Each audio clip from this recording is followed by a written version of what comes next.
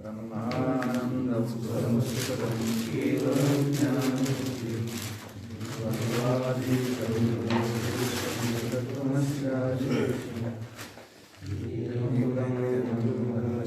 सर्वदेशाक्षितं भावातीतं त्रिमर्दितं सद्गुरुं तं नमामि न्यायकं गुरुं साधेनामुष्टुकं येषां चरणसान्निध्या जीवामुक्ता भवन्ति सागरे वंशविख्यातं ज्ञानदानपरायणं विनायकं गुरुं वन्दे भववन्दविमुक्तये ज्ञानप्रतापविलसत्वचनं च अद्वैतभावपटुकायुर्मध्येशस्य ज्ञानेश्वरस्तु भगवान् बुद्धिर्न एव श्रीरङ्गनाथं गुरुराज नमस्तुभ्यं श्रीरङ्गनाथं गुरुराजवर्यं मोक्षणां ज्ञानदानैकदक्षं प्रभाविचैतन्यवासिनं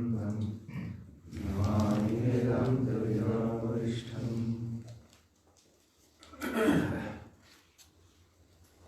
वेदाची कांडे 3.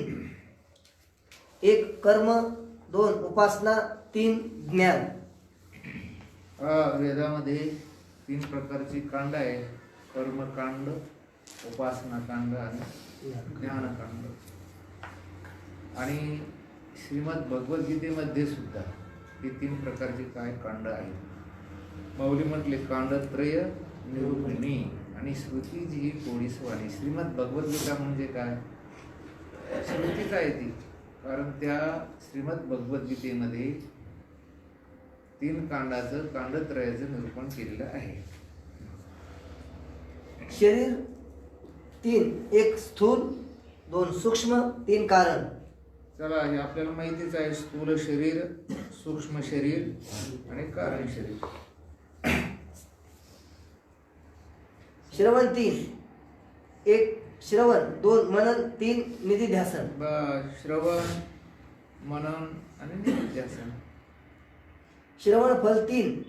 1 प्रमाण संशयनाश श्रवण फल, 2 प्रमेय संशयनाश मनन फल, 3 विपर्यनाश निधिध्यासन फल. आपण हे विचारसागरामध्ये बघितलेलं आहे की प्रमाण असंभावना, प्रमेय असंभावना आणि विपरीत भावना. श्रवणाने काय होतं तर श्रवणाने प्रमाण असंभावना ही निवृत्त होते. म्हणजे प्रमाण संशय याचा नाश कशाने होतो तर श्रवणाने. मननाने प्रमेय जो संशय आहे, जीव ब्रह्माचा भेद सत्य आहे का अभेद सत्य आहे, हा जो प्रेमाविषयी संशय आहे तो कशाने निवृत्त होतो तर मननाने. आणि निधिध्यासनाने विपरीत भावना जी आहे ती निवृत्त होते. संबंध 3. 1 संयोग, 2 समवाय, 3 तादात्म्य. हे आपण आता बघितलेलं आहे. संयोग संबंध कोणामध्ये असतो पांडुरंग महाराज? संयोग संबंध 2 द्रव्यामध्ये काय असतो? संयोग संबंध असतो. समवाय संबंध म्हणजे काय? नित्य संबंध. कोणाकोणात असतो हा? सांगा. पृथ्वीचा आणि गंधाचा. संयोग समवाय संबंध पृथ्वी आणि गंध नित्य संबंध. परत समवाय संबंध जाती, व्यक्ती, क्रिया, क्रियावान, गुण, गुणी, अवयव, अवयवी, नित्य द्रव्य आणि विशेष यांच्यामध्ये समवाय संबंध असतो.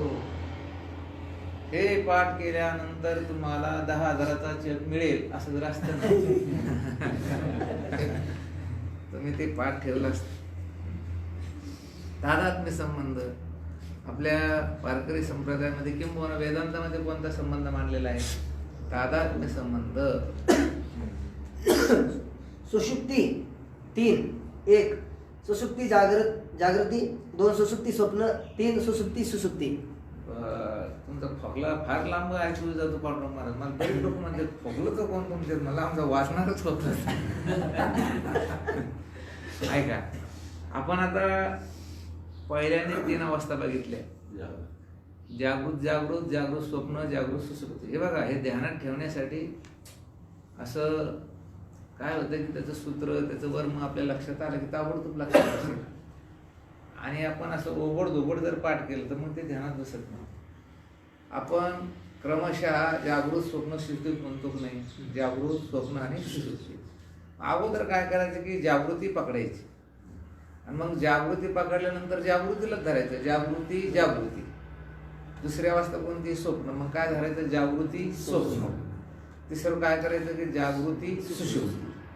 आता त्याच्यानंतर स्वप्न अवस्था धरायची. आता जागृती इथे त्यांनी सुषुप्ती दिली, परंतु कोणती अवस्था धरायची आपण आता, जागृतीच्या नंतर स्वप्न धरायचं, सुषुप्तीने धरायची.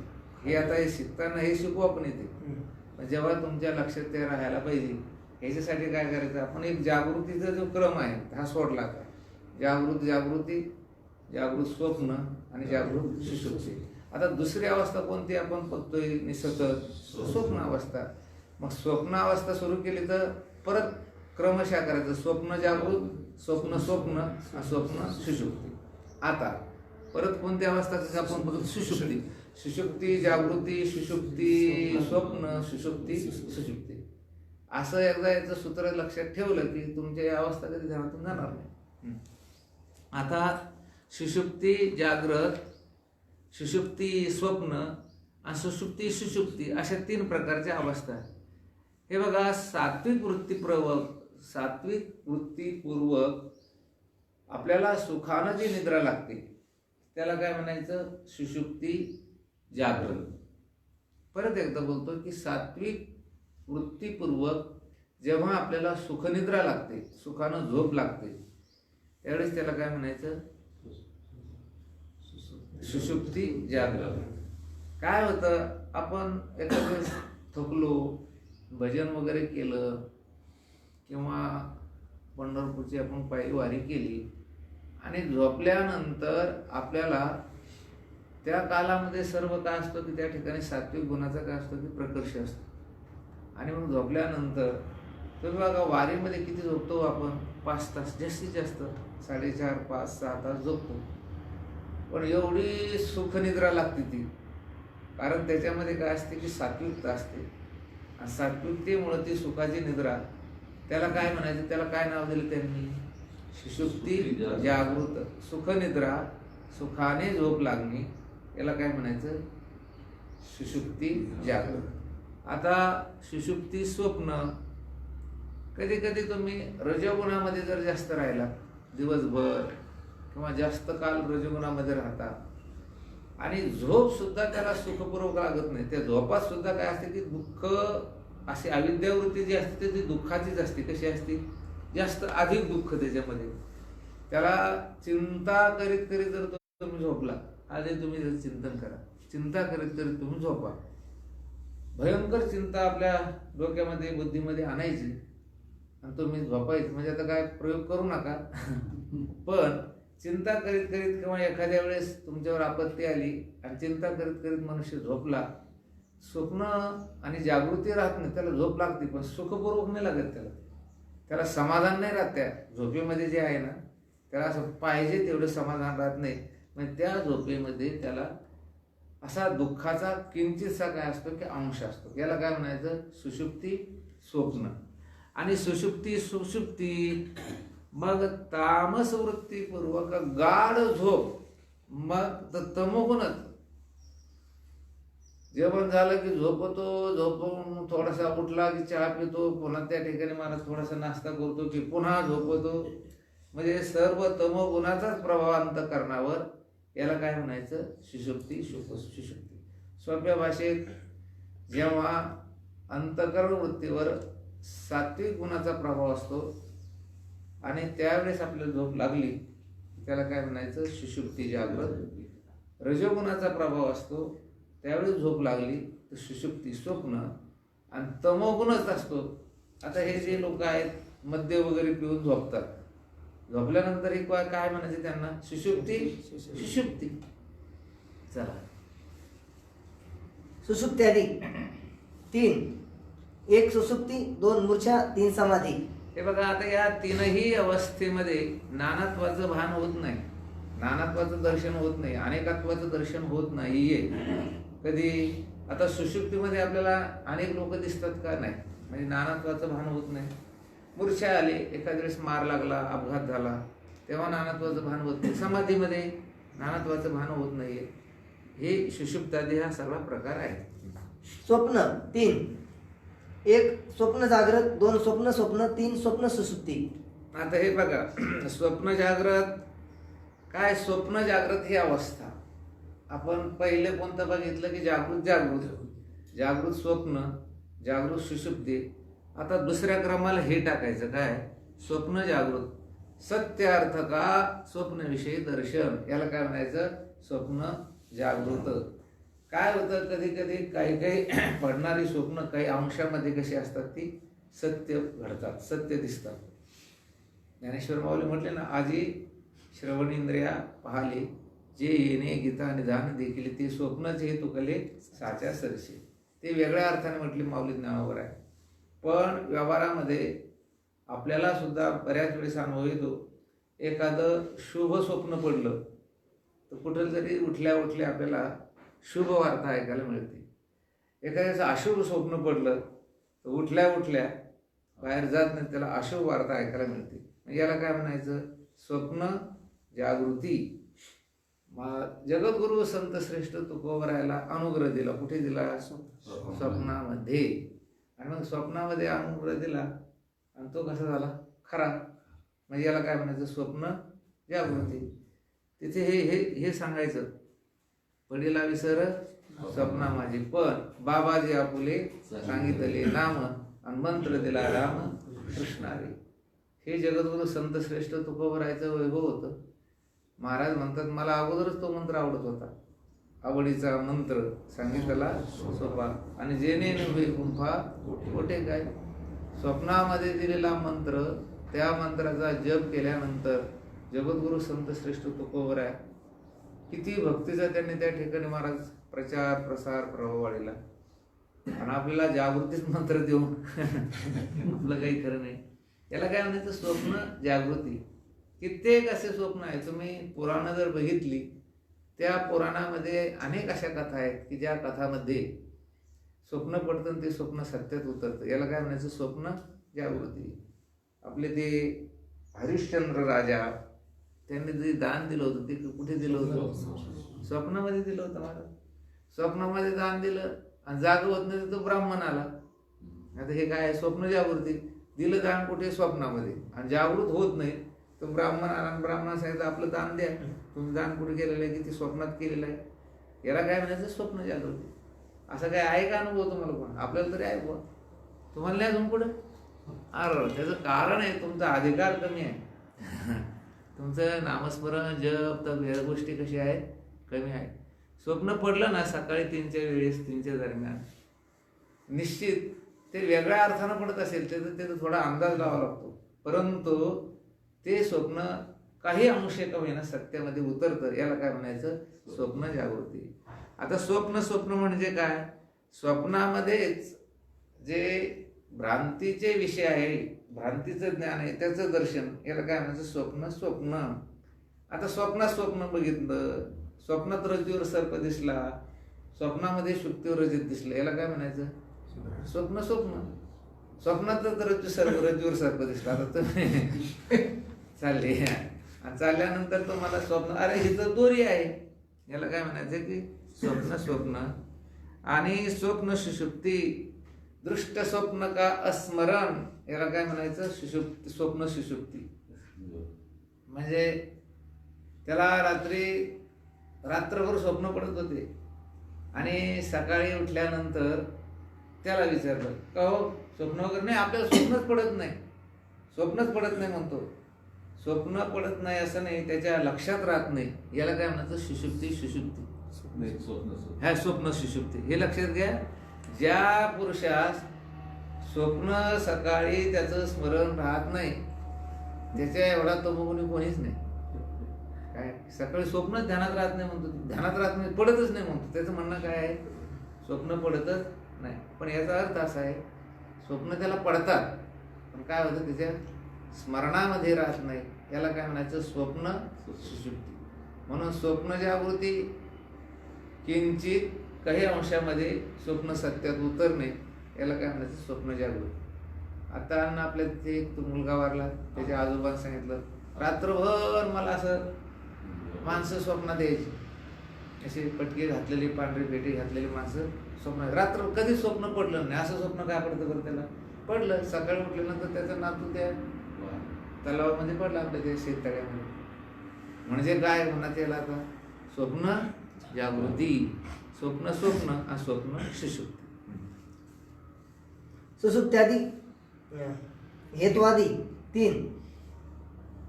एक हेतू, 2 स्वरूप, 3 फल. आता हे हेतू, स्वरूप आणि फल याच्यासाठी आपल्याला आता अनुमान प्रमाण शिकावं लागेल. चला. ज्ञानादी 3. एक ज्ञाता, 2 ज्ञान, 3 ज्ञेय. आता हे माहितीच आहे आपल्याला, ज्ञाता, ज्ञान आणि ज्ञेय हे त्रिपुटी. ज्ञान प्रतिबंधक 3. एक संशय, 2 असंभावना, 3 विपरीत भावना. ते आहेच ते मागे जे सांगितलं तेच आहे ते. संशय, असंभावना आणि विपरीत भावना. ज्ञानादी 3. एक ज्ञान, 2 वैराग्य, 3 उपशय. उपशम. ज्ञान, वैराग्य आणि उपशम.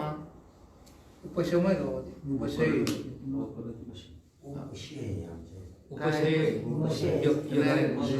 उपशम. पदार्थ चतुर्थ. अनुबंध 4. एक अधिकारी, 2 विषय, 3 प्रयोजन, 4 संबंध. हे माहितीच आहे तुम्हाला. आता राहू बाबा सांगायचं काय, आता काय गरजच नाही. अधिकारी, विषय, प्रयोजन आणि संबंध. अंतकरण 4. एक ग्रंथाचा अधिकारी कोण? मल विक्षेप दोषरहित जो कोणी असेल, आवरण दोषाच्या निवृत्तीसाठी विवेक आदी 4 साधनांना युक्त तो अधिकारी. जीव ब्रह्माची एकता विषय आहे. सर्व दुःख निवृत्ती आणि परमानंदाची प्राप्ती हे प्रयोजन आहे. आणि ग्रंथाचा आणि विषयाचा प्रतिपाद्य रूप काय की प्रतिपादक संबंध. अंतकरण 4. एक मन, 2 बुद्धी, 3 चित्त, 4 अहंकार. बस हे अंतकरण चतुष्ट आहे. मन, बुद्धी, चित्त आणि अहंकार. मन कशाला म्हणायचं? संकल्प विकल्प आत्मक बुद्धी निश्चयात्मक वृत्तीला बुद्धी म्हणायची, आणि चिंतनात्मक वृत्तीला चित्त म्हणायचं, आणि अहम वृत्तीला अहंकार म्हणायचं. अर्थादी भक्त 4. एक अर्थ, 2 जिज्ञासू, 3 अर्थार्थी, 4 ज्ञानी. हे माहिती आहे आपल्याला. काय? चतुर्विधा भजन्ति माम ये जनाः पर्युपासते. ही 4 प्रकारचे भक्त आहे. आर्त, जिज्ञासू, अर्थार्थी आणि ज्ञानी. आध्यात्मिक, आधिभौतिक आणि आधिदैविक. तिन्ही ताप. या तिन्ही तापातून एखादा ताप, मग आध्यात्मिक ताप असेल, आधिभौतिक ताप असेल किंवा आधिदैविक ताप असेल, हे तिन्ही ताप एकदाच, किंवा तिन्ही तापातून एखादा ताप जर अंगावर आला म्हणजे दुःख झालं, आणि तेव्हा भगवत सेवा करणे, भगवंताचा धावा करणे, किंवा हे दुःख निवृत्त व्हावं याच्यासाठी भगवत भक्ती करणे, याला कोणता भक्त म्हणायचं? आरतू तो आरती चेनी व्याजे. हे आता हे बघा, द्रौपदी कोणती भक्त होती? अर्थ भक्ती होती. कोठे गुंतला असे द्वारकेचा राया. ते गजेंद्र कोणता भक्त होता? अर्थ. म्हणजे यांच्यावर जेव्हा संकट कोसळलं त्यावेळी देवाचा धावा करणे हे कोणते भक्त आहेत? अर्थ. आमच्या गावामध्ये पांदी होती, तर जवळ अर्धे लोक ते पांदीला लागले राम राम राम राम राम राम कधीच चालायचं नाही. काय तिथे लोकांना माहित होतं की भूत आहे. ते भूत होतं का नाही देव जाणे, पण लोक मात्र काय नाही राम राम म्हणत होते का नाही. हा असं द्वारानं सुरू भजन म्हणायचं, गवळणी, अभंग. अहो पुढं गेल्यावर बंद नाही गाणी. म्हणजे काय झालं आता, हे कोणते भक्त आहे? अर्थ भक्त आहे.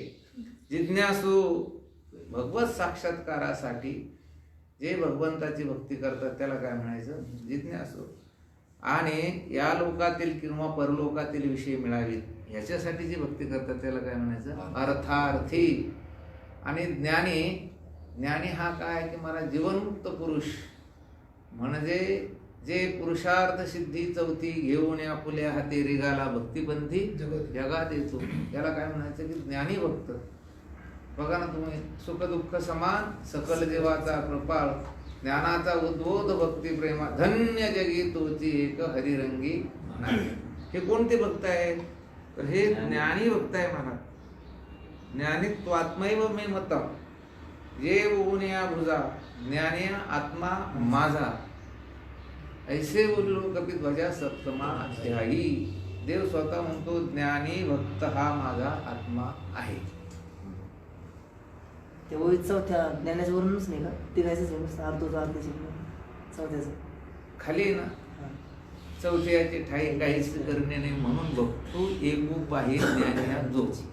कधी कधी काय केलं माऊली ज्ञानोबरायांनी मोठ्या माणसासाठी एक स्वतंत्र ओळी केली. त्या एका ओळीमध्ये काय केलं? आज तो आरती जे निव्याजे जिज्ञासू तो जाणाव्या लागी भजे तिजे तेने इच्छिजे अर्थ सिद्धी. झालं तिघाचं वर्णन करून टाकलं. चौथे याचे ठाई काहीच करणे नाही म्हणून बघतो एकूप आहे ज्ञानिया. आश्रम 4. 1 ब्रह्मचर्य, 2 गृहस्थ, 3 वानप्रस्थ, 4 संन्यास. हे 4 आश्रम आहे. ब्रह्मचारी म्हणजे गृहस्थी, वानप्रस्थ आणि संन्यास. उत्पत्ती आदी क्रिया 4. 1 उत्पत्ती, 2 प्राप्ती, 3 विकार, 4 संस्कार. हे आपण विचार सागरामध्ये शिकलेलो आहे. काय आहे की या क्रिया आहे. कोणतीही गोष्ट आपल्याला प्राप्त करून घ्यायची असेल त्याच्यासाठी या क्रिया लागतात. किती? 4 क्रिया. उत्पत्ती, प्राप्ती, विकार आणि संस्कार. उत्पत्ती म्हणजे काय? आता त्या विचारसागरामध्ये दिलेलं आपल्याला काही असं प्राप्त व्हावं असं वाटत असेल तर अगोदर त्याचं क्रिया करावं लागते. तर पहिली क्रिया कोणती आहे की उत्पत्ती.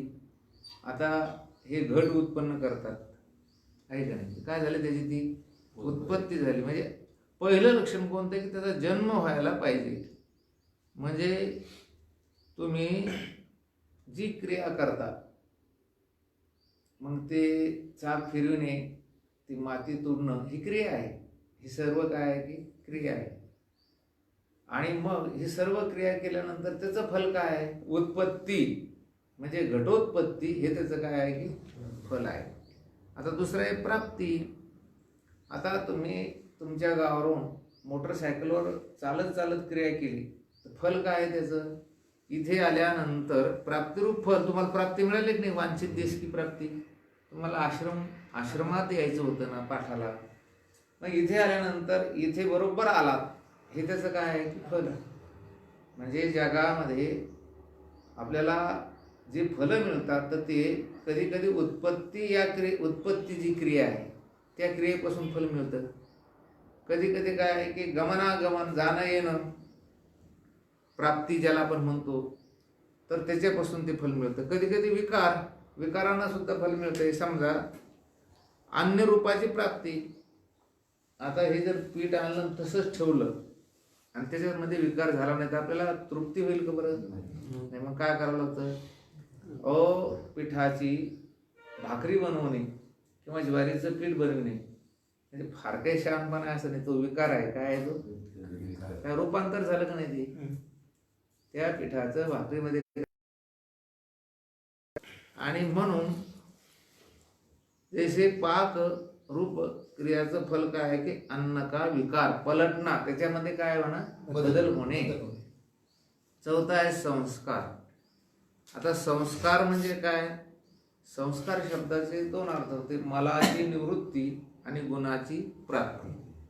म्हणजे आपल्याला कोणतंही काम करायचं असेल तर त्याच्यात अगोदर मलाची निवृत्ती करावी लागते आणि गुणाची काय करावं लागते? प्राप्ती. आता हे कपडे आताचा काळ नाही. पूर्वीच्या काळामध्ये आज काही लोक टाकतात ते नीळ टाकतात का नाही? विनायक महाराजला फार छंद होता नीळ टाकायचं. नीळ पहिल्याने टिनोपाल टाकायचे. टिनोपाल म्हणजे निळ नव्हतं दिसत ते फ्रेश दिसायचं. तर त्याच्यामध्ये 2 प्रकार घडायला पाहिजे. अगोदर काय व्हायला पाहिजे की मलाची निवृत्ती आणि नंतर काय व्हायला पाहिजे?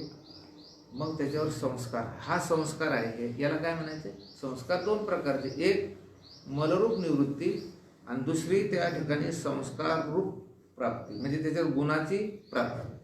म्हणजे त्याच्यात गुण घालणे आणि मल काढणे. संस्कार किती प्रकारचे होते? 2. म्हणजे काय?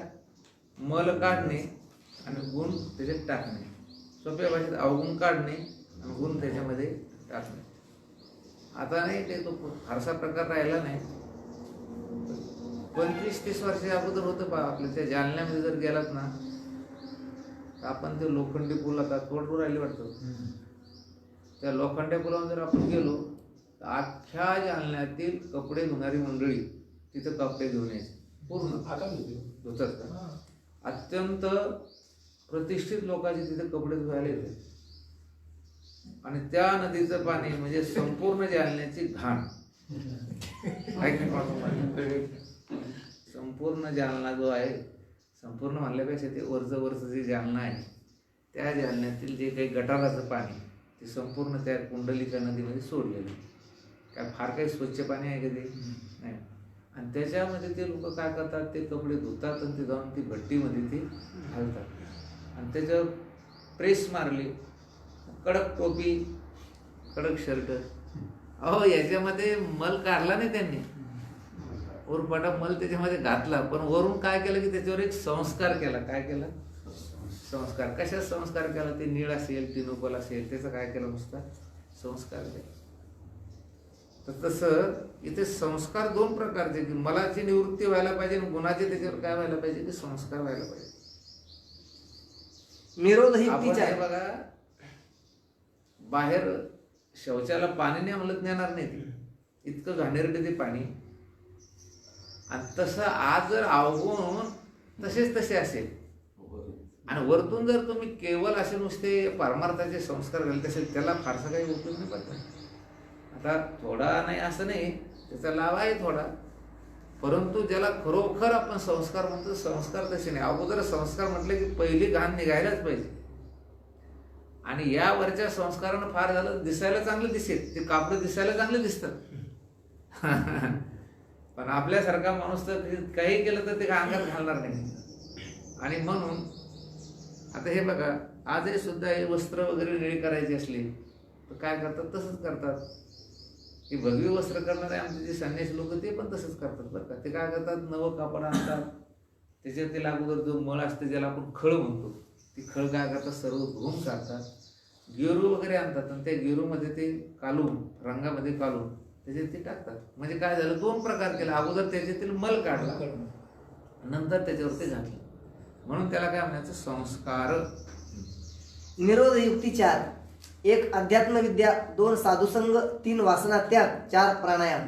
हे बघा, चित्त निरोध वृत्ती, आपल्या चित्ताचा निरोध करायचा असेल, चित्ताला आवरायचं असेल, चित्त जर स्थिर करायचं असेल तर त्याला काय आहे की युक्ती आहे. सर्वात पहिली युक्ती जर कोणती असेल तर अध्यात्म विद्या.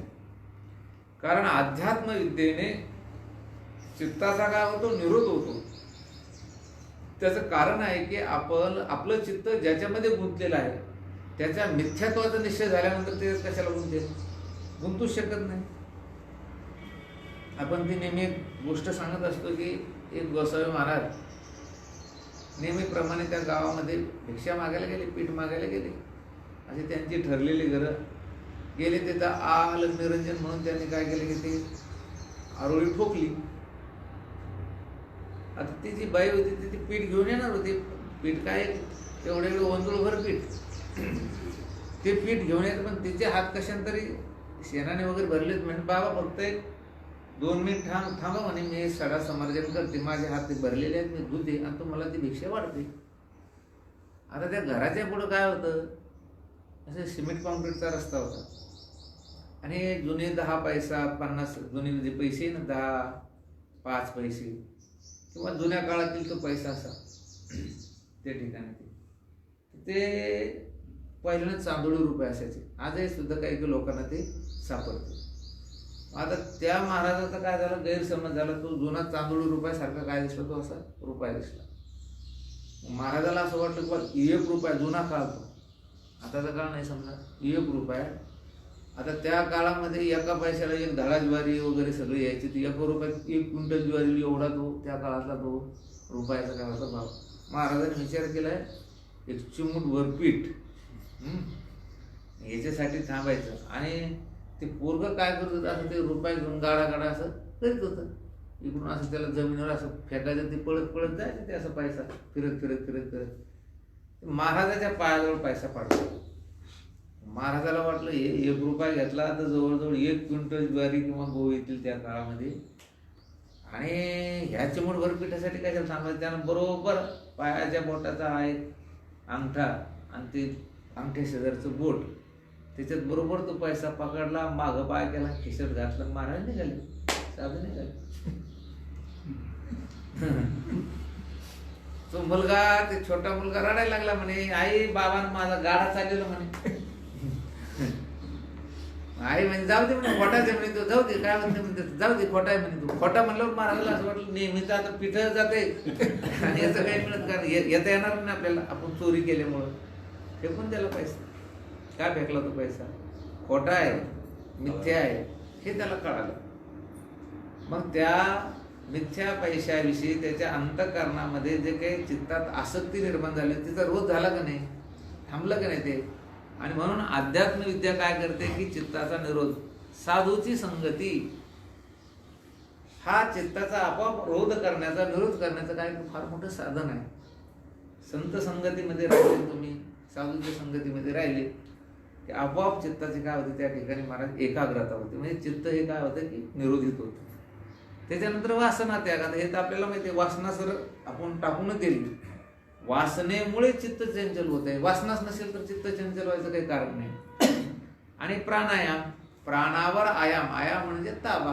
आपण हे तर मागे सांगितलेलंच आहे की प्राणावर जर आपण ताबा ठेवला आपोआप चित्ताचा निरोध होतो. धर्मादी 4, 1 धर्म 2 अर्थ 3 काम 4 मोक्ष. हे आपल्याला माहिती आहे, धर्म, अर्थ, काम आणि मोक्ष.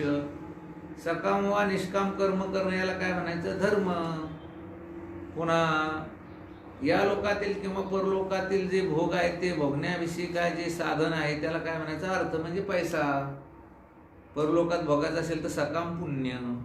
काम म्हणजे काय, इस लोककाम आणि परलोकचं जे भोग याला काय म्हणायचं, काम.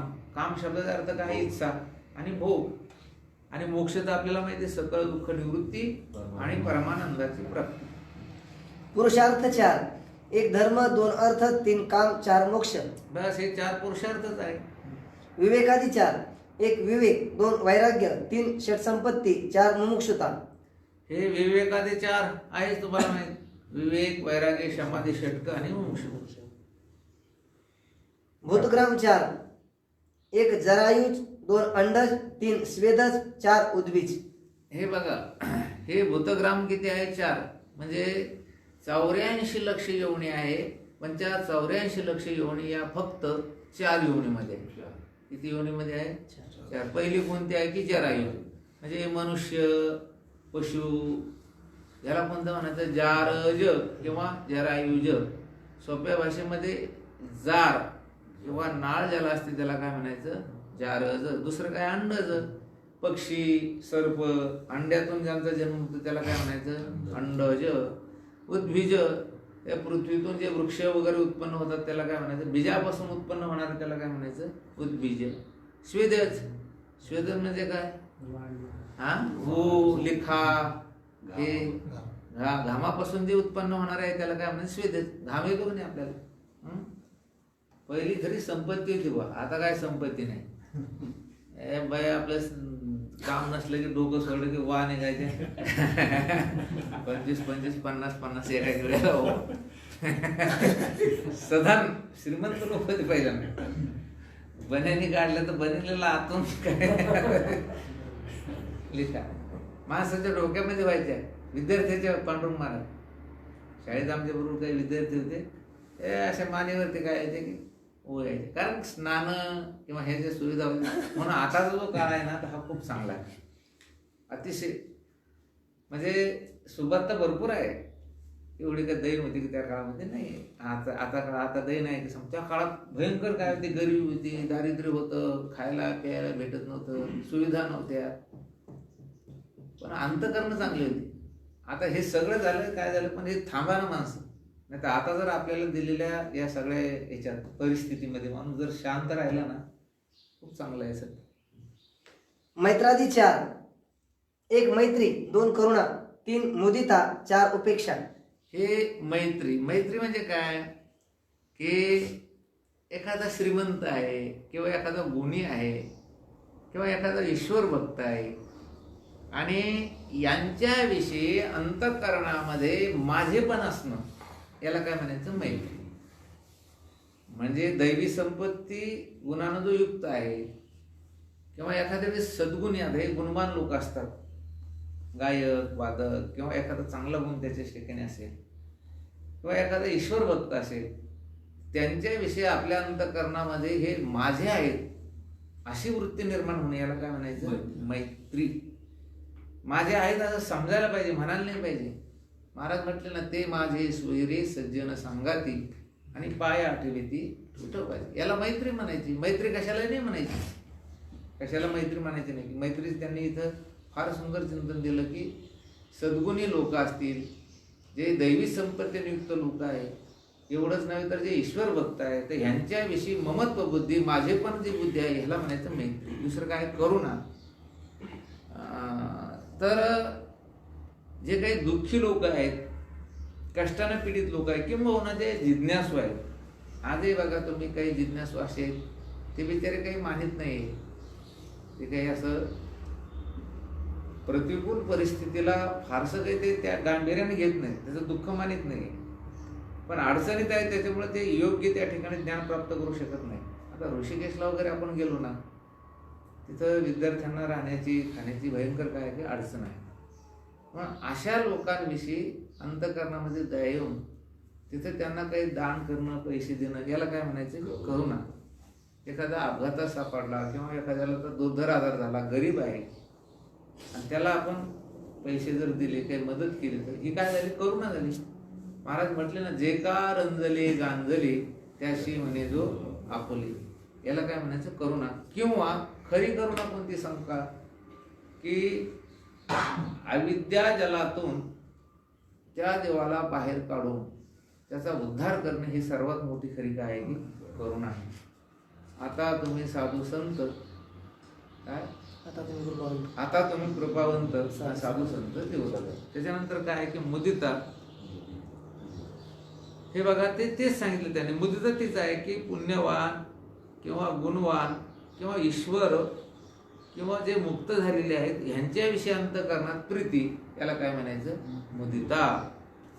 आता उपेक्षा, हे तर माहित आहे की पापी लोक किंवा अवगुणी माणसं किंवा द्वेषी लोक किंवा पामर लोक ह्यांच्याविषयी चांगलं नाही आणि वाईट नाही, बरं नाही वाईट नाही, आदरही नाही, म्हणजे रागही नाही द्वेषही नाही, राग द्वेष रहितता, उपेक्षा. काही लोक म्हणतात ना, यांनी आमची काय केली? उपेक्षा केली. समजा तुम्ही एखाद्याच्या घरी गेला, आता तुमचं त्याचं त्या ठिकाणी महाराज घनिष्ठ असं मैत्रीचं काय आहे की नातं आहे, आणि तुम्ही त्यांच्या घरी गेलात किंवा तुमच्या घरी तो नेहमी येतो आणि तुम्हाला त्याला आता येऊ द्यायचं नाही, समजा त्याने यायला नाही पाहिजे, मग आमच्या घरी येऊ नको असं म्हणता येतं तुम्हाला? संबंध थोडे कायम तसे ठेवायचे. गावातला व्यक्ती आहे आणि तो येऊ नाही वाटतं. आता काय, तो आला तर घरामध्ये काय होतं की आपले भांडणं सुरू होतात, तो काही शांत बसत नाही, मग येऊ नको म्हणा जमत नाही.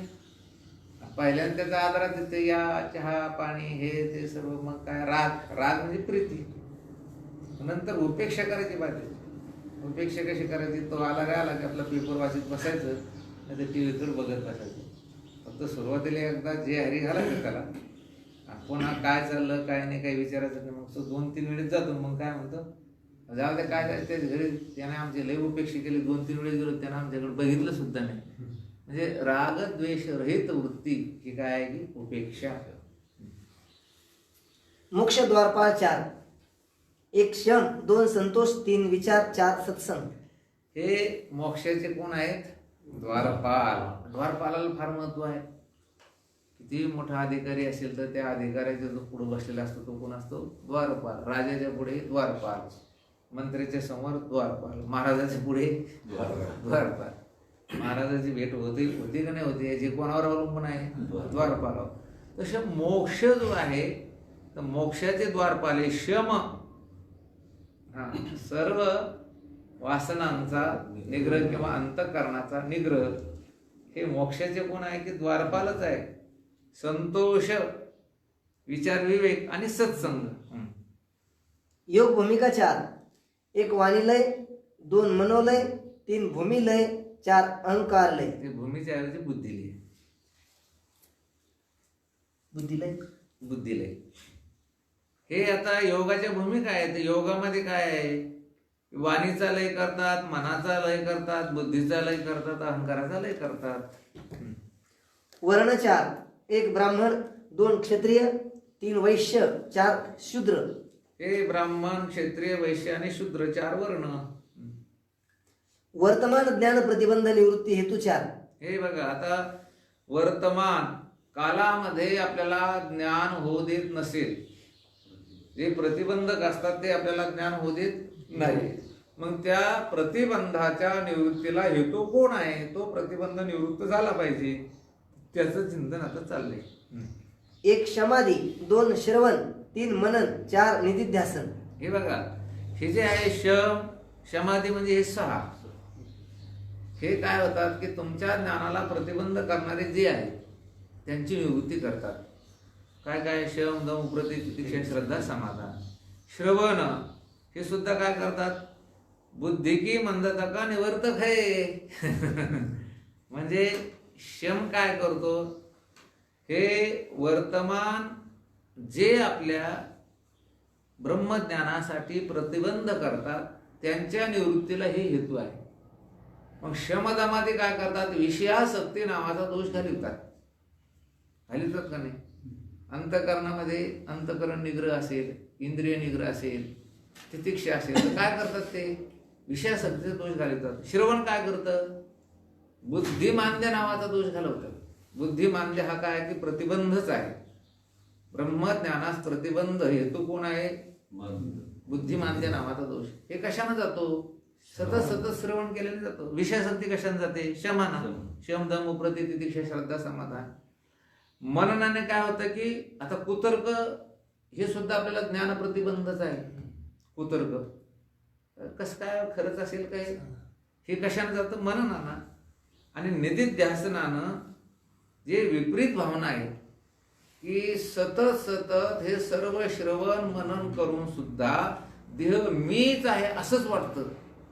ही जी विपरीत भावना, या विपरीत भावनेला निवृत्त जर कोण करीत असेल तर निधिध्यासन. वर्तमान ज्ञान प्रतिबंध 4. 1 विषयासक्ती, 2 बुद्धिमंदता, 3 कुतर्क, 4 विपर्यय दुराग्रह. हे विपर्यय दुराग्रह म्हणजे राहून राहून देहाकार वृत्ती होणे. हे खाली प्रतिबंध ऐकले आपण आता पहिले, म्हणजे पहिल्यांदा नाही, प्रतिबंधाच्या निवृत्तीला हेतू ऐकले आणि आता काय दिलं त्याने? ते प्रतिबंध. खरं हे अगोदर पाहिजे होतं. वर्तमान ज्ञान प्रतिबंध कोणता? विषयासक्ती, बुद्धिमांद्य, कुतर्क आणि विपर्या दुराग्रह. आता आमच्या ह्याच्यात चूक झाली. विपर्यय. हा, तर इथं विषयासक्ती दुराग्रह होते. विपर्यय बरोबर ते काय की विपर्यय दुराग्रह म्हणजे विपरीत भावनाविषयी दुराग्रह. वेद 4. 1 ऋग्वेद, 2 यजुर्वेद, 3 सामवेद, 4 अथर्ववेद. हे वेद किती आहेत? 4. ऋग्वेद, यजुर्वेद, सामवेद आणि अथर्ववेद. याच्यात पूजापात्र सांगितलं नाही त्याच्यामध्ये, नाही का? नाही. पूजापात्र 4 सांगितलेले याच्यामध्ये. ब्रह्मनिष्ठ, मुमुक्षु, हरिदास आणि स्वधर्मनिष्ठ. खाली आहे. खाली आलं पूजावान आले ना? खाली आहे. याच्या खाली आले. बरं, जाऊ दे. कोणी क्रम पाठीमागे पुढे झाला. शब्द प्रवृत्ती निमित्त 4. 1 ज्ञाती, 2 गुण, 3 क्रिया, 4 संबंध. हे शब्दाची जी प्रवृत्तीला निमित्त कारण कोण आहे? निमित्त कोण आहे? आपण जे बोलतोय तर बोलण्याची जी आपली प्रवृत्ती होती त्याला निमित्त कोण आहे? तर पहिली जाती आहे, दुसरं काय आहे? गुण आहे, क्रिया आहे, संबंध आहे. समजा जाती नसेल, गुण नसेल, क्रिया नसेल आणि संबंध नसेल, कशाला बोलणार आहे माणूस? नाही. हा आकाराशीचा प्रवाह वस्तुशी नाही. संन्यास 4. 1 कुटीचक, 2 बहुधक, 3 हंस, 4 परमहंस. हे सांगितलं पाठीमागे आपण. कुटीचक संन्यास. हो बबन दादा, कोणता कुटीचक संन्यास सांगा बरं. शेत तळ्यावर आपली खोपी करायची एका बाजूला काही बघायचं नाही. पण काय होतं कुठे एक संन्यासात वानर आले की मग काम पांगतंय. त्याच्यामुळे काय बहुधा फिरत राहणे, त्याच्यानंतर हंस, त्याच्यानंतर परमहंस. समाधी विघ्न 4, 1 लय, 2 विक्षेप, 3 कषाय, 4 रसास्वाद. हे बघा आपले योगाचं अंग आहे. मनाचा लय होणे, मनामध्ये विक्षिप्तता, मनामध्ये काय की मला विषयासक्ती आणि रसास्वाद. आता हे आपण शिकलोय विचार करा. रसास्वाद म्हणजे काय? अविकार निवृत्त झाल्या त्याच्याच आनंदात राहणे, याचं नाव काय आहे की रसास्वाद. त्यांनी दृष्टांत दिला होता. त्याला ते धन काढायचं होतं आणि त्याच्यावर एक सर्प बसलेला होता. तो गेला आणि त्याने त्या सर्पाला मारलं आणि ते घेतला पाठवून आला गावात. केवढा सर्प मला धन दुसऱ्यानं काढून नेलं. हा कोणता त्या ठिकाणी महाराज दोष आहे तर रसास्वाद. चला स्पर्श 4, 1 शांत, 2 उष्ण. शीत करा तिथं. शांताच्या ठिकाणी नाही, शीत. स्पर्श 4 आहे. 1 शीत, 2 उष्ण, 3 कोमल, 4 कठीण. हे आता स्पर्श आपल्याला माहिती आहे. शीत, थंड, उष्ण, कोमल आणि कठीण. पूजावान 4, 1 ब्रह्मनिष्ठ, 2 मुमुक्षु, 3 हरिदास, 4 स्वधर्मनिष्ठ. हे पूजा पात्र, ह्यांची पूजा करायला पाहिजे. हरिदासाची पूजा, स्वधर्मावर ज्यांची निष्ठा आहे ते, पुन्हा ब्रह्मनिष्ठ आणि मुमुक्षु. मुमुक्षु म्हणजे खरंच जे साधक लोक आहेत ना, ह्यांची सुद्धा पूजा करायला पाहिजे. साधक लोकांना खरंच जीव लावायला पाहिजे.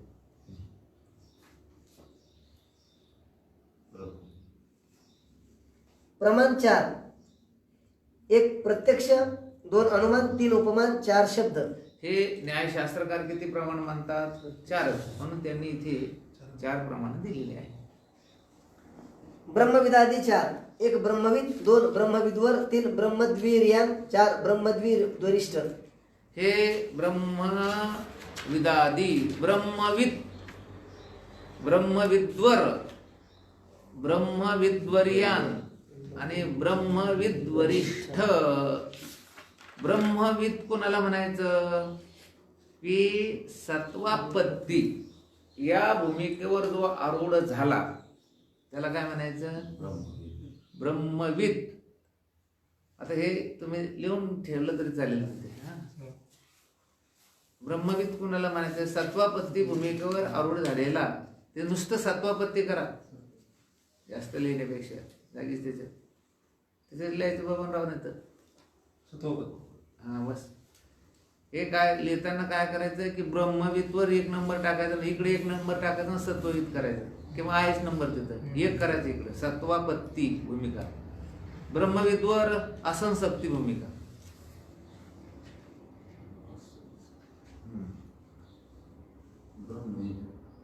ब्रह्मविदवर क्रमांक 2 जो आहे ना त्याला असंसक्ती भूमिका. 3 ब्रह्मविद्वर्यान म्हणजे पदार्थ भाविनी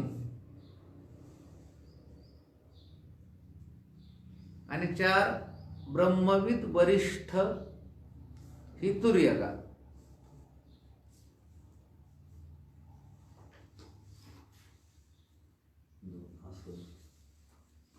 सत्वापत्ती, असंसक्ती, पदार्थ भाविनी आणि तुर्यका असे 4 म्हणजे त्या भूमिकेमध्ये जो राहतो त्याला ही नावे दिलेली आहे.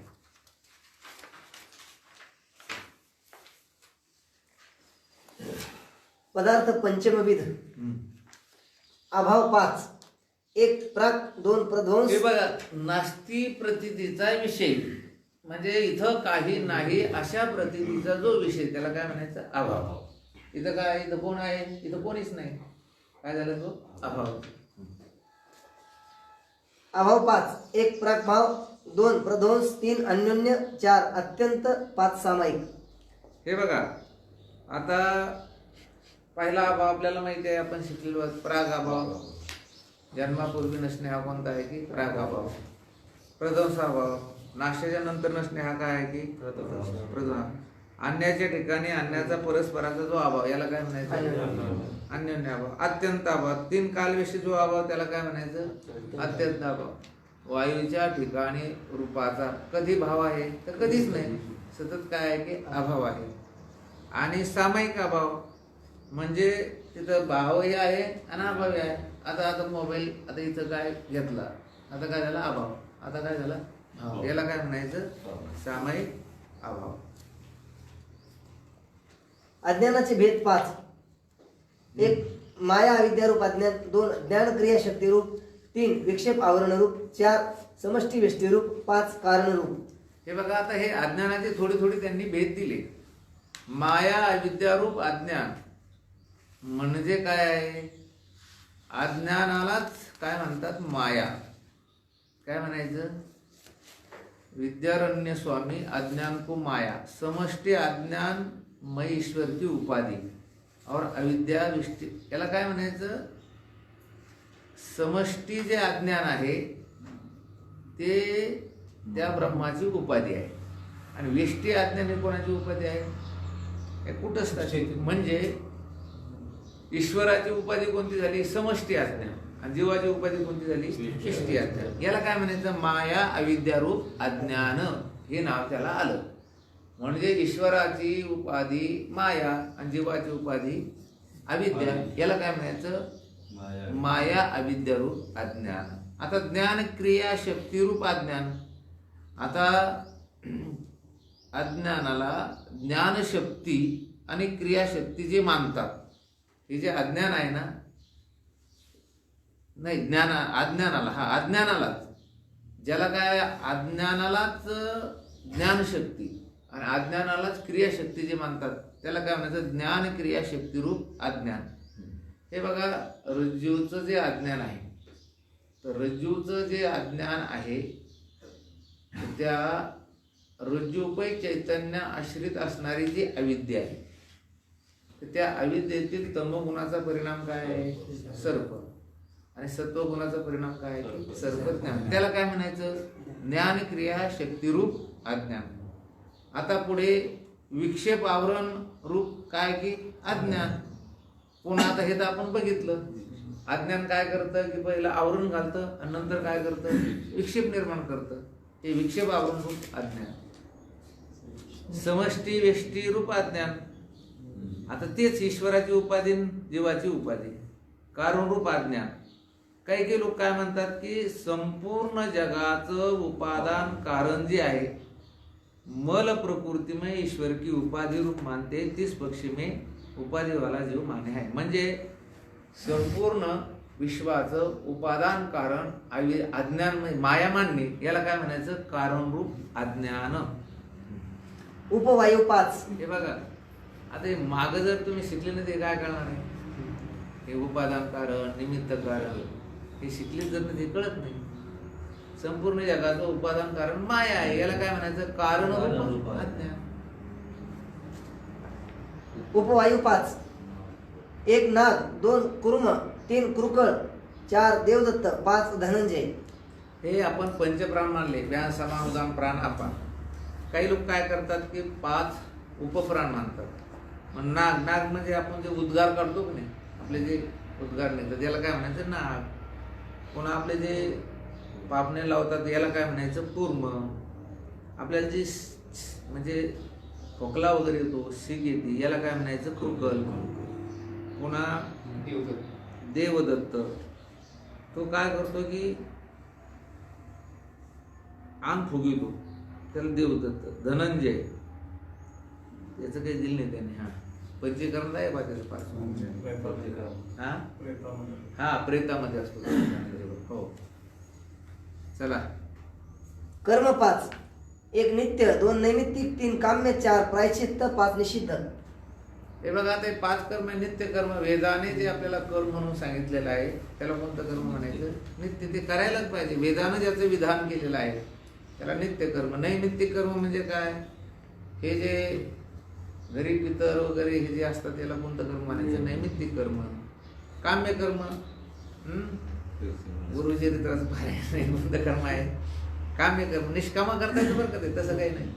अंतःकरण शुद्धीसाठी करता येतं. प्रायश्चित्त कर्म, आपण एखाद्या चुकून आपल्याकडनं पाप घडलं आणि तो जो झालेलं पाप आहे त्या पापाच्या निवृत्ती करता जे कर्म सांगितलं त्याला कोणतं म्हणायचं? प्रायश्चित्त कर्म. त्या एखाद्या संन्याशाने प्रमादाने जर सुवर्ण चोरलं, सुवर्णस्ते किंवा एखादं कोणाचं धन चोरलं तर धनत्यागपूर्वक 3 दिवस उपवास हे त्याला काय आहे की प्रायश्चित्त कर्म, निषिद्ध कर्म. वेदानं जे करायचं नाही सांगितलं त्याला काय म्हणायचं? निषिद्ध कर्म. कर्मेंद्रिय 5. 1 वाक, 2 पाणी, 3 पाद, 4 वायू, 5 उपस्थ. हे आपल्याला माहिती आहे की हे काय आहे की 5 कर्मेंद्रिय वाक, पाणी, पाद, शिष्ण आणि उदक. वायू केली नाही काय 4 वायू. चुकलं असेल ना ते? नाही, वाक, पाणी, पाद तिथं काय? वायू वायू केली 4 कर्म केले. हा नाही ना, वाक, पाणी, पाद, उपस्थ आणि बुध.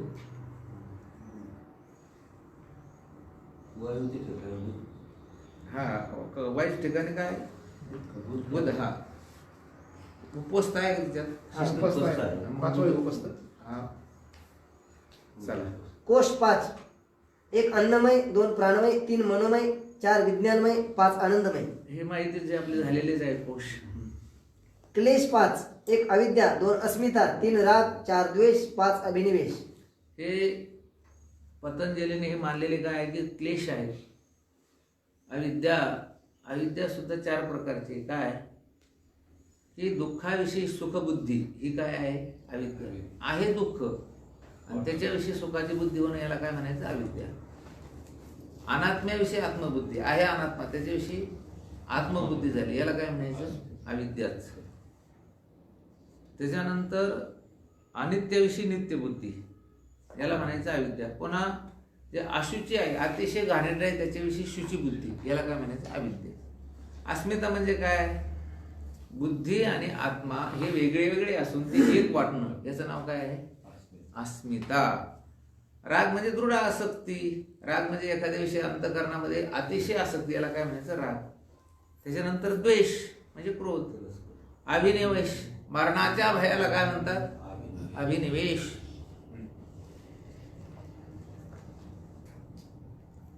ख्याती 5. 1 असत, 2 आत्म, 3 अन्यथा, 4 आख्याती, 5 अनिर्वचनी. हे बघा, आद्यगुरु शंकराचार्यांनी एक सत्ख्याती मानलेली आहे तर ती याच्यामध्ये दिलेली नाही. पण खऱ्यावरून ख्यात्या किती सांगितलेल्या आहे?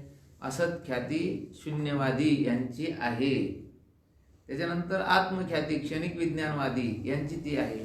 अन्यथा ख्याती आणि अख्याती आणि अनिर्वचनी ख्याती हे आद्यगुरु शंकराचार्याची आहे. ख्याती शिकता शिकता माणसाची ख्याती ख्याप्या होती. काय होती? ख्याती खूप अवघड आहे मला. जीवनमुक्तीचे प्रयोजन 5. 1 ज्ञानरक्षा, 2 तप, 3 विसंवादाभाव, 4 दुःख निवृत्ती, 5 सुखप्राप्ती. हे बघा, आता जीवनमुक्तीचे प्रयोजन. जीवन मुक्त झाल्यानंतर जे त्याचं फल आहे तर त्याचे त्यांनी 5 सांगितले. ज्ञानरक्षा. खरं ज्ञानाची रक्षा करायची काही गरज नाहीये. एकदा जीवनमुक्त झाल्यानंतर काही ज्ञानाची रक्षा करायची गरज नाही. ज्ञान त्याला होतच. पण तरी सुद्धा जीवनमुक्तीच्या विलक्षण सुखाचा भोग घेण्यासाठी काय करायला पाहिजे? त्याने तर ज्ञानरक्षा. मग त्याच्यासाठी काय करायला पाहिजे की त्याच्यासाठी निरंतर ब्रह्माकार वृत्ती, भजन, पूजन, हरिपाठ हे त्याने करायला पाहिजे. तप करायला पाहिजे. तप करायला पाहिजे म्हणजे काय? मन, इंद्रिय यांची एकाग्रता करायला पाहिजे. शारीरिक तप, वाचिक तप त्यांनी दिलंय. खरं ज्ञान रक्षा करायची काही गरज नाही. ज्ञानाची काही रक्षा त्या ठिकाणी हे नाही केलं तर ज्ञान जातं असं नाही. अपरोक्ष अनुभूती आल्यानंतर ते ज्ञान कधीच जात नाही. परंतु त्याच्या जीवनमुक्तीच्या विलक्षण सुखाचा आनंद भोगण्यासाठी त्याने हे करायचं. विसंवादा अभाव हे वितंडवाद वगैरे टाकायला पाहिजे. हे टाकायला पाहिजे. त्याने काय करायला पाहिजे की आपल्याला जर आपली ज्ञान रक्षा करायची असेल तर काय करायला पाहिजे? वितंड, जल्प काही की बोलतच राहतात. काही की नको तिथं इदं ते ना तपस्काय ना भक्ताय का वाचन.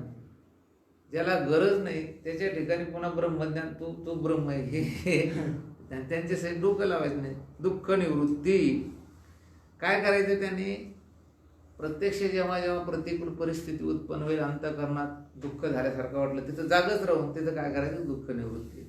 सुखप्राप्ती निरावरण पूर्ण सवृत्तीकृत जीवनमुक्ती विलक्षण आनंदाची प्राप्ती. हे सगळे ज्ञानाच्या रक्षेचे काय सतत आनंदात राहणे. सोप्या भाषेत आनंदात राहायचं. सुख आलं आनंद, दुःख आनंद. लोकांनी निंदा केली आनंद, स्तुती केली आनंद. दृष्टांत 5.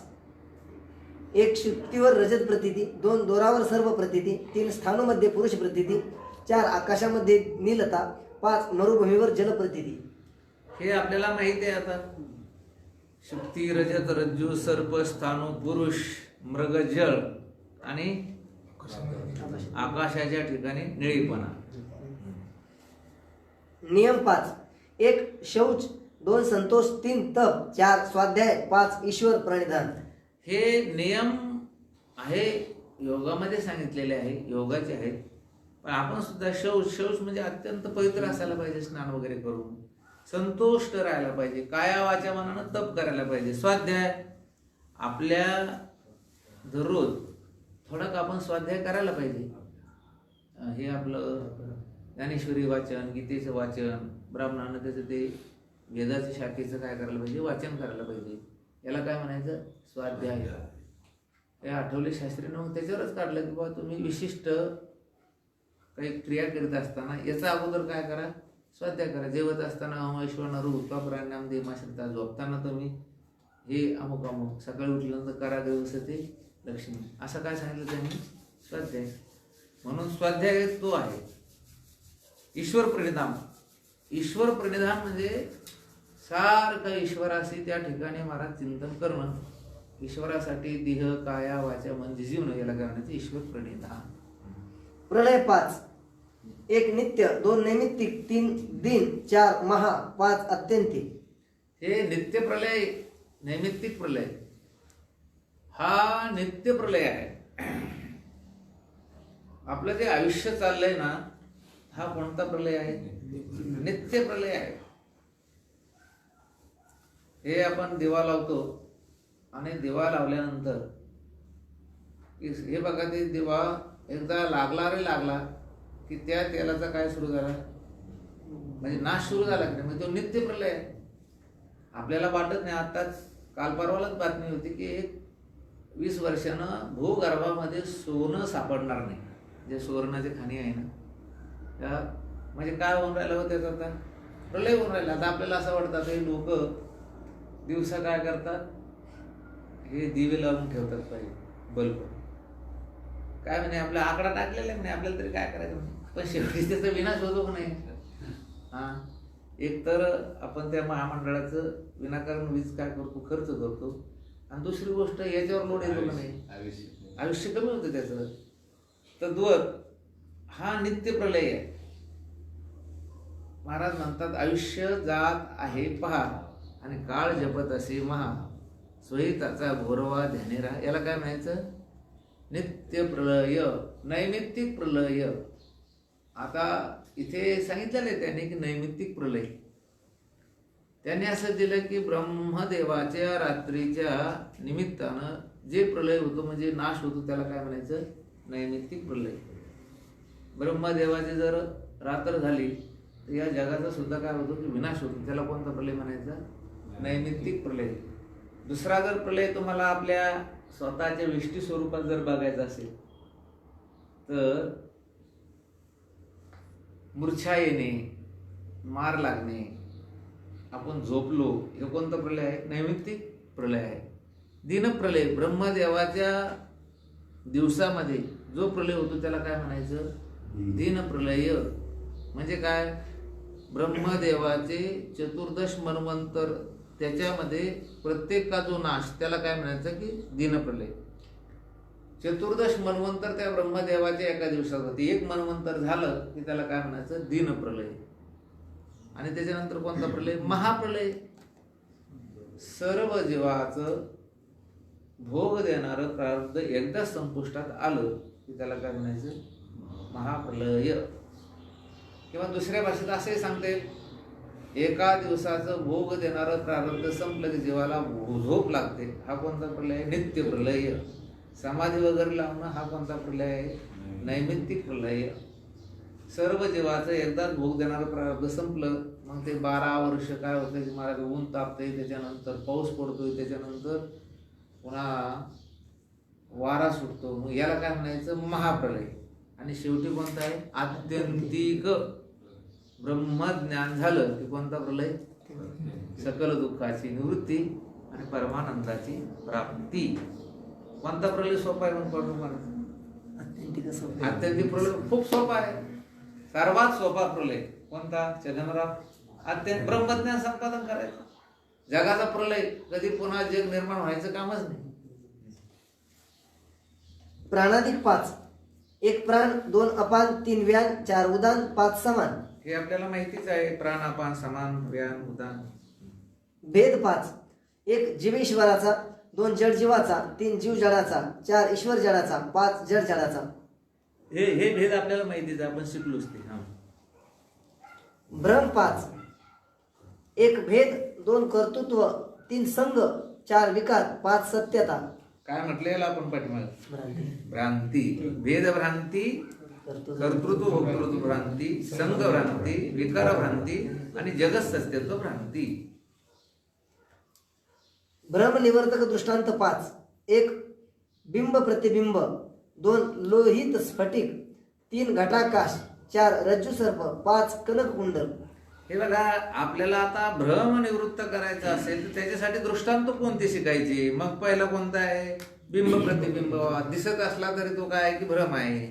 त्याच्यानंतर हे लाल रंगाचं फुल आणि वरतून स्फटिक, याला काय म्हणतात? लोहित स्फटिक. पुन्हा घटाकाश, घट फुटला की पुन्हा आकाश महाआकाश आहे. रज्जू सर्प, कनक कुंडल, हे सर्व काय आहे? दृष्टांत आहे. महायज्ञ 5. 1 देव, 2 ऋषी, 3 पितर, 4 मनुष्य, 5 भूत. हे बघा, हे यज्ञच आहे. देव यज्ञ, ऋषी यज्ञ, पितर यज्ञ, मनुष्य यज्ञ आणि भूत यज्ञ. यांच्या तृप्तीसाठी त्या वेदामध्ये जे जे यज्ञ सांगितले ते करणे, याला कोणता यज्ञ म्हणायचे? हे पंचमहायज्ञ. यम 5. 1 अहिंसा, 2 सत्य, 3 ब्रह्मचर्य, 4 अपरिग्रह, 5 अस्तेय. हे बघा, यम म्हणजे वरचा यम नाही बरं का, ज्याला यम नियम म्हणतो ना, त्याच्यातले हे यम आहेत. म्हणजे यम म्हणजे काय? अहिंसा, अंतःकरणात अहिंसा असणे, हा काय झाला? यम. सत्य, ब्रह्मचर्य, अपरिग्रह, आपल्याला खाया प्यायला जेवढं लागतं तेवढंच. अस्तेय, चोरी न करणे. हे माऊली ज्ञानोबरांनी लिहिलं बा एके ठिकाणी. कुठे? सततं कीर्तयन्तो यतन्तस्य दृढव्रता नमस्यन्तस्य महाभक्त्या नित्ययुक्ता उपासते. रामकृष्ण गोविंद या नामाचे निखळ प्रबंध माझी आत्मचर्चा विशद उदंड गाती. खाल्लेलं म्हणा. यम म्हणे काय यमावे? कीर्तनाचे नटनाचे. हा कीर्तनाचे नटनाचे, नाशिले व्यवसाय प्रायश्चित्ताचे, जे नामच नाही पापाचे ऐसे केले. यमदमा अवकाळा आणली. यमदमा म्हणजे आता हे कोणतं? यमदमा अवकाळा, तीर्थे ठायावरून उठविले आणि यमलोकीची खुंटिली राहते अवघे. मग आता ते तो यम आहे. तो यम आहे बरं का? यमलोक आणि यमदमा म्हणजे कोणतं? हे यम. यम म्हणे काय यमावे? म्हणजे आम्ही कोणावर नियमन करावं? नियमच आहे तो. काय आहे की यम म्हणजे नियमच. काय आम्ही करावं? दम म्हणे कवना ते जमावे. तीर्थे म्हणते काय गावे? दोष ओकदासी नाही. योग भूमिका 5. 1 क्षेप, 2 विक्षेप, 3 गूढ, 4 एकाग्र, 5 निरोध. ते मूड आहे बरं का तिथे. क्षेपता, विक्षेपता, मूढता, एकाग्रता आणि हे सगळं त्याच्या भूमिका आहे. क्षेपता, क्षेप म्हणजे काय? क्षेप शब्दाचा अर्थ आहे चित्तामध्ये राग नाही, द्वेष नाही. नाही, क्षेपता म्हणजे तसं नाही. क्षेपता म्हणजे रागद्वेषामुळे चित्ताची झालेली चंचलता. त्याच्यानंतर विक्षेप, बहिर्मुख वृत्ती, मूढ, हे झोपामध्ये आपली जी काही तंद्री लागते त्याला काय म्हणायचं? मूढता. आणि एकाग्रता आणि निरोधता. कधी कधी एकाग्र होतो मनुष्य आणि मग ते कधी कधी काय होतं की निरोध होतो. हे सगळे योगाची भूमिका. वचनादी 5. 1 वचन, 2 आदान, 3 गमन, 4 गती, 5 मलत्याग. हे लिहिलंय. वचन आधी, वचन बोलणे, आदान म्हणजे घेणे, गमन म्हणजे जाणे, गती आणि मलत्याग. गतीच्या ऐवजी ते रती दिलेलं आहे. रती लिहायचं. काय लिहायचं ते? रती, मलत्याग.